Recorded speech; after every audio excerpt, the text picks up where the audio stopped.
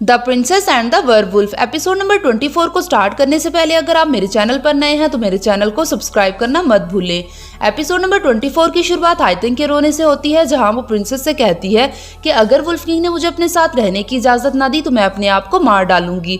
जिस पर काइपा कहती है कि मुझे लगता है कि मुझे कुछ करना पड़ेगा ताकि कोई मुलांग तुम्हें अपने साथ रखने पर राजी हो जाए।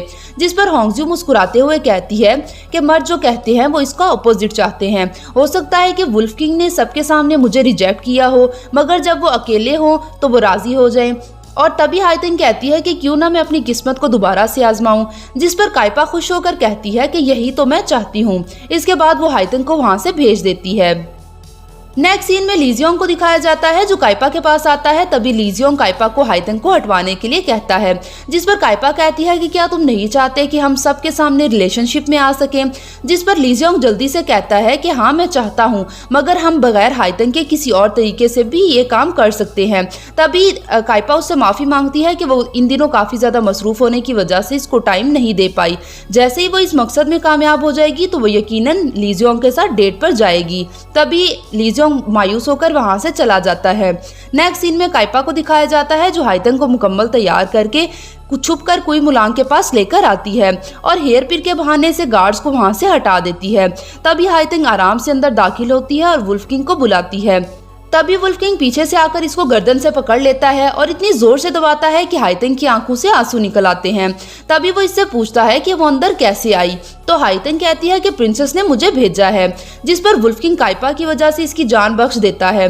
तभी हाइतिंग नाटक करते हुए कहती है कि मुझे पता था कि आप मुझे नहीं मारेंगे। तभी हाइतिंग वुल्फ किंग को गले लगाती है और जहरीली नीडल मारने ही लगती है कि काइपा दरवाजा खोलकर अंदर आ जाती है। जिस पर हाइतिंग फौरन वो नीडल छुपा देती है। तभी काइपा कहती है कि सॉरी मैंने आप लोगों को डिस्टर्ब किया।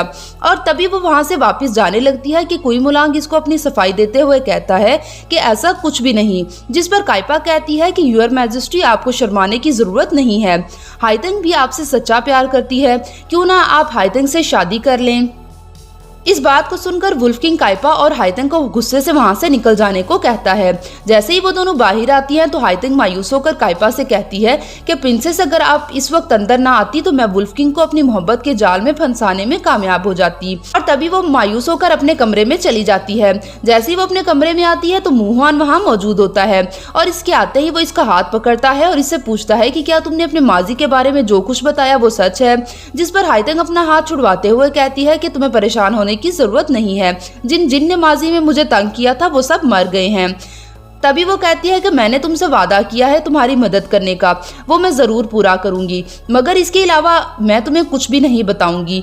तभी हाइतिंग वहां से जाने लगती है तो मुहान इसे कहता है कि चाहे जो कुछ तुमने माजी के बारे में बताया वो सच है या नहीं, मगर मैं तुम्हारे लिए हमेशा मौजूद रहूंगा और तुम्हें मजीद किसी मुश्किल में नहीं पड़ने दूंगा। इसकी बात सुनकर हाइतिंग तल्खी से मुस्कुराती है। तभी मुहान वहां से चला जाता है। नेक्स्ट सीन में ल्यूजुन को दिखाया जाता है जो वुल्फ किंग को एक प्लान के बारे में बताता है और प्लान के मुताबिक वुल्फ किंग को हाइतिंग से शादी करना होगी और इससे रोमांस करना होगा। इसको देखकर प्रिंसेस जेलस और अपसेट होगी। तभी उसको वुल्फ किंग की मोहब्बत का एहसास होगा और वो खुद ही हाइतिंग को पैलेस से बाहर निकाल देगी। जिस पर वुल्फ किंग इस आइडिया से राजी नहीं होता। तभी बाहर से काफी शोर आता है तो वुल्फ किंग एक गार्ड को बुलवाकर पूछता है तो पता चलता है कि प्रिंसेस ने वुल्फ किंग के लिए कुछ नई लड़कियां तलाश की हैं। ये बात सुनते ही वुल्फ किंग फौरन हाइतिंग को अपने चैम्बर में बुलाने को कहता है। दूसरी तरफ पॉइजन मास्टर और जिनियांग को दिखाया जाता है जो सूही के पास आते हैं तो पॉइजन मास्टर कहता है कि मैं तुम्हारे लिए कुछ लेकर आया हूँ, हो सकता है कि तुम्हें इसको देखकर कुछ याद आ जाए। तभी वो बूढ़ी औरत सूही को मनाती है तो सूही राजी हो जाती है। तभी पॉइजन मास्टर इस तलवार को निकालकर सूही को दिखाता है और कहता है कि ये तलवार तुम्हारी है, क्या तुम्हें इसको देखकर कुछ याद आया। जिस पर सूही इस तलवार को काफी देर तक देखती है और इसको माजी की कुछ बातें याद भी आती हैं, मगर वो मनाजिर अब वाली सूही के लिए शायद इतने ज्यादा डरावने होते हैं कि वो इनको तस्लीम करने से इनकार कर देती है और रोते हुए कहती है कि मुझे कुछ भी याद नहीं आ रहा। तभी इसकी माँ इसको रोता देखकर गुस्से से इनसे कहती है कि तुम कैसे बाप हो, जब तुम्हारी बेटी कह रही है कि इसको कुछ भी याद नहीं आ रहा तो तुम क्यों इसके साथ जबरदस्ती करने की कोशिश कर रहे हो। और तभी वो गुस्से से इन दोनों को वहां से निकाल देती है। जैसे ही पॉइजन मास्टर बाहर आता है तो वो जिन्यांग से कहता है कि 5 साल पहले हुई जंग में मुझे काफी नुकसान हुआ और अभी हाइतिंग छोड़कर चली गई और फिर इसके बाद जुंगमू हुआन ने मुझे धोखा दे दिया, मगर खुदा ने मेरी मदद की और मेरी बेटी को मुझे लौटा दिया। अगर मैं दोबारा सूही को ट्रेन करके कुई मुलांग के पास भेजूं तो यकीनन हम कामयाब होंगे। तभी पॉइजन मास्टर कहता है कि इस साल सूही ने अटैक से कुछ लम्हे पहले मुझे धोखा दे दिया।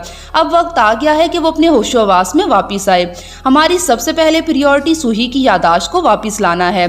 और तभी जिन्यांग की तरफ देखकर कहता है कि अब जब घी सीधी उंगली से नहीं निकल रहा तो हमें उंगली टेढ़ी करनी पड़ेगी। दूसरी तरफ हाइतिंग खुश होकर वुल्फ किंग के पास आती है, मगर वहां वुल्फ किंग की बजाय एक नोट पड़ा होता है जिसमें लिखा होता है कि वुल्फ किंग के आने से पहले पियानो बजाओ।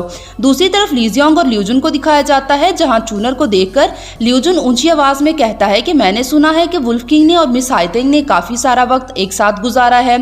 अगर यही सब चलता रहा तो वो वक्त दूर नहीं जब क्वीन को अपने तख्त से उतरना पड़ेगा। ये बातें वो जानबूझकर चूनर को सुनाने के लिए कर रहे होते हैं। जैसे ही चूनर वो सब बातें सुनकर अपनी डायरी में लिखकर वहां से चली जाती है तो लीजियोंग और ल्यूजुन अपना प्लान कामयाब होने पर मुस्कुराते हैं।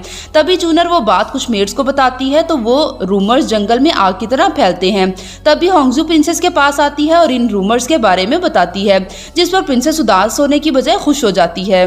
दूसरी तरफ ल्यूजुन लीजियोंग के पास आता है और कहता है कि मैंने सुना है कि जितनी लड़कियां प्रिंसेस ने दोबारा बुलवाई थी उन सबको प्रिंसेस ने वापस भिजवा दिया है। तभी लीजियोंग पूछता है कि क्या काइपा को गुस्सा आया, जिस पर ल्यूजुन हिचकिचाते हुए कहता है कि मुझे लगता है कि रूमर्स अभी तक प्रिंसेस तक नहीं पहुंचे, जैसे ही पहुंचेंगे तो शायद प्रिंसेस को गुस्सा आ जाए। तभी शाम करीब होने की वजह से ल्यूजुन वुल्फ किंग को वहां से लेकर चला जाता है।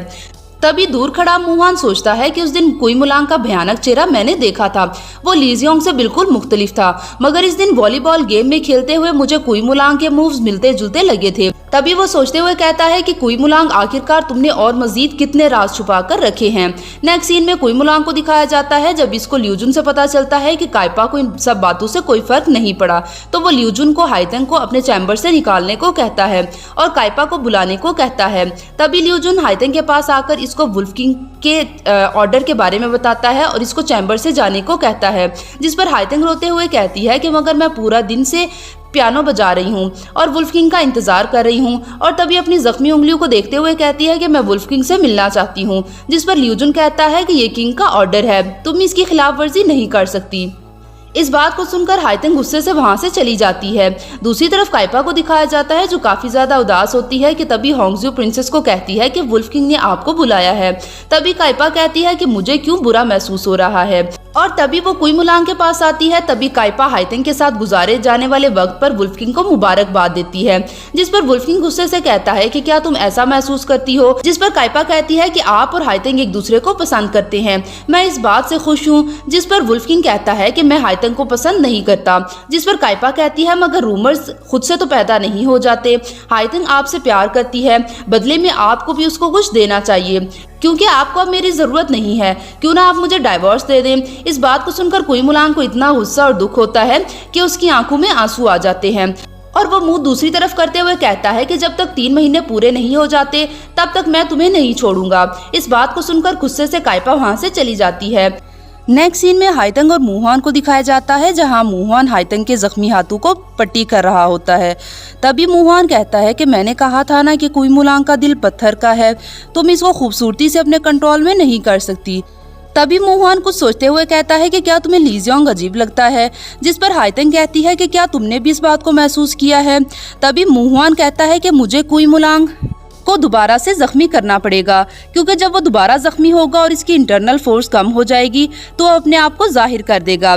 जिस पर हाइतिंग मक्कारी से मुस्कुराते हुए कहती है कि मेरे पास एक प्लान है। नेक्स्ट सीन में सूही को दिखाया जाता है जो जंगल में दोबारा आती है तो जिन्यांग इसके सामने आ जाती है और इसके मुंह पर कपड़ा रखकर इसको बेहोश कर देती है।